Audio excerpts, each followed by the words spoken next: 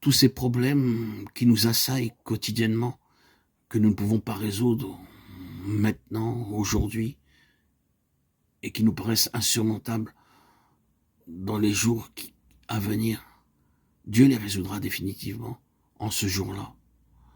Son œuvre rédemptrice est parfaite et achevée en Christ, et son dessein éternel s'accomplira en nous.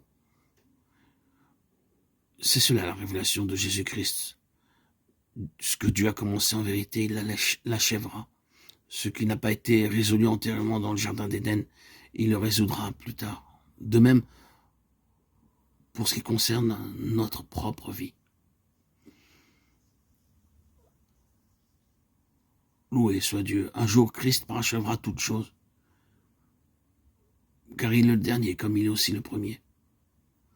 Ce sera alors, pour nous, la révélation de Christ. Dieu nous montre que celui qui est le premier et le dernier est aussi la réponse à toutes nos questions, à tous nos soucis. Je suis l'alpha et l'oméga, le premier et le dernier, le commencement et la fin. Apocalypse 22, 13.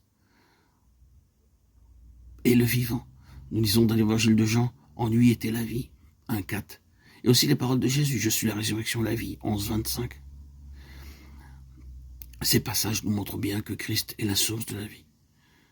Sa vie est la vie incréée. Il est éternellement préexistant, il est celui qui vit éternellement. Il est la vie.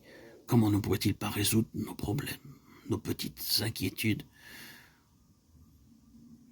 les petits détails de notre vie qui nous paraissent insurmontables, infranchissables, tels des murailles? Il nous dit, et j'étais mort, car notre Seigneur a dû mourir.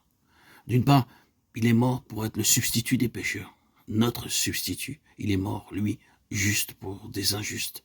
1 Pierre 3, 18. D'autre part, par sa mort, il a mis en évidence ouvertement la puissance de sa vie. Combien grande et merveilleuse est cette mort.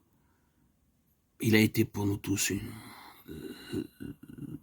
le Dieu rédempteur, notre sauveur. D'ailleurs, Yeshua en hébreu veut dire le sauveur de toute l'humanité. Il a pris sur lui toutes nos condamnations, tous nos péchés, lui qui était pur et saint.